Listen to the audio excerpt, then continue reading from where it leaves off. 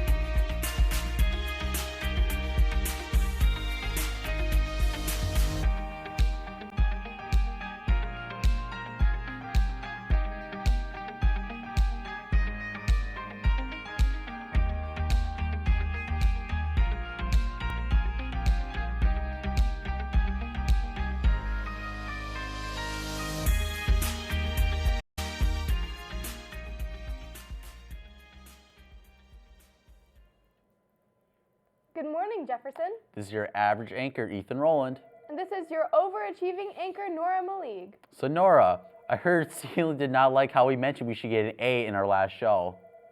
I guess you did not appreciate the joke. What are you doing? We're supposed to be making a transition to the story in synchronized swimming.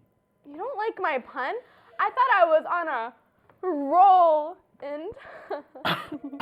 Wow, it's like I've never heard a pun using my last name before. Well, it seems that you're sick of it. Let's swim over to Austin Nelson to learn more about synchronized swimming. This is Austin Nelson with Jaguar Spots, talking about the Synchro team, and we're going to be learning how to swim like a fish. First, we asked where practices were. Synchro starts at the beginning of March, and then it ends in end of May. Practices are located at Olson Middle School. Then we asked who should join and why they joined. Anyone who's in 7th to 12th grade and likes to swim, you don't even have to know how to swim because they can teach you that before. Girls who want to try something new. I think people should join because it's a really fun sport and I really enjoy it and it's worth all the work. I joined, two of my sisters did Synchro and they always talked about how fun it was and a lot of my friends were in it. So I thought that I should try it and it's a good choice. My sister was in it and she really enjoyed it, so I joined too. We asked how practices are. They have dry land, warm up, and we do a lot of synchro drills and stuff. Practices are normally 3 to 6 after school and it's just a bunch of stuff like workouts and then practicing with music and having fun with the team. We asked what was rewarding about the synchronized swim team. I just met a lot of really cool people, made super good friendships, and I learned a good skill for swimming. Because you make a lot of new friends and you have a lot of close friends and it's rewarding. And it's really fun, but it's a lot of work. It's really not that hard.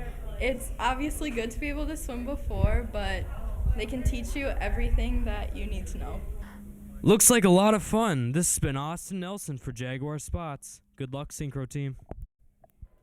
Thanks, Austin. Okay, are you done with the jokes now? What? It's hard to come up with jokes on a dime. Nora, please stop. You better put up with these puns or I'm gonna ignore you. I just want to go to the story on PSAO. Don't make this hard. Fine. I guess we should go to Dominic with the story on PSAO. Is that even considered a pun? Do you want to get college level experience and earn real college credits? Then you should sign up for PSAO as soon as possible. We talked to one of our school counselors, Miss Everett, and the college career advisor to find out more. PSAO stands for Post-Secondary Enrollment Options. It's a great program that Minnesota has where students who are juniors or seniors can attend college for free. Miss Everett talks about who PSAO would be good for. You need to be a pretty independent learner. You need to be tenacious, assertive, a good advocate for yourself. You need to be an independent learner. You need to know that the transportation is on you. There's nobody holding your hand and looking over your shoulder to make sure you're passing. Your parents don't have access to your PSAO, your college grades, unless you give them access. And so you've got to be very independent and work closely with the adults around you. If PSAO is something you're interested in, registration is coming up soon. As you're registering, you should really think about your options. There is the traditional PSAO, the post-secondary enrollment options, where you can go to a college, just like you were a college student, and earn high school and college credit at the same time. So a lot of our students go to Normandale for PSAO because it is so close. They can do classes live at Normandale.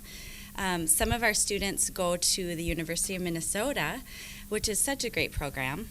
It's very competitive to get into the University of Minnesota's PSAO program. If you're interested in that, there is an information session on February 19th at the U of M where you can find out more. If you are serious about signing up for this interesting program, contact your counselors to sign you up. This has been Dominic Flenchy reporting for Jaguar Spots. Thanks, Dominic. The invention of the pun was a mistake. You know what was also a mistake? Penicillin. Huh, good to know. You might need penicillin in a second because I am kind of still in with my puns. I'm about to walk outside. I'm about to hit out wide with these pun home runs. Before you do, Nora, I heard you went to the ice castle. Let's go to a story on the St. Paul Ice Castle. Ever hear of the fabled ice castles? Well, let's take a look at some of the work that goes into these monstrous structures. It took us 2 weeks, and it took us 3 days to harvest the ice.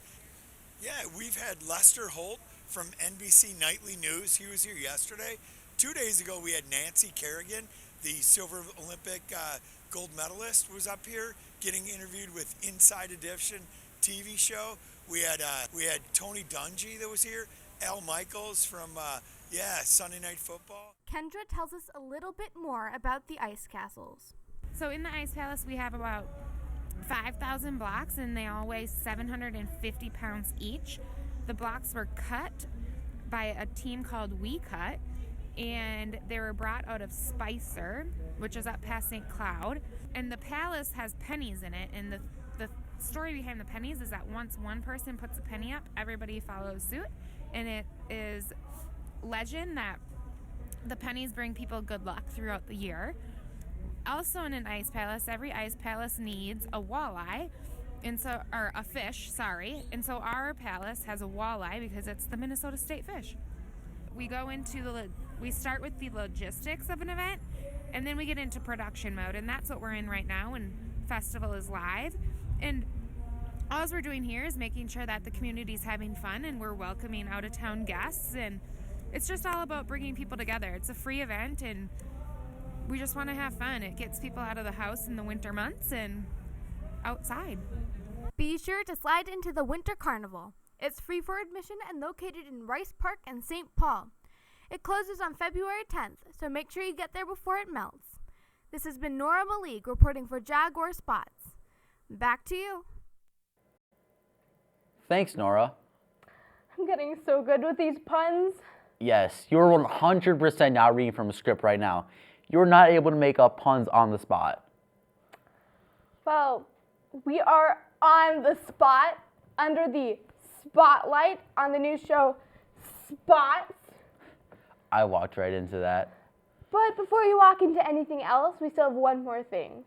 Last minute, Ethan, come on. You gotta say it.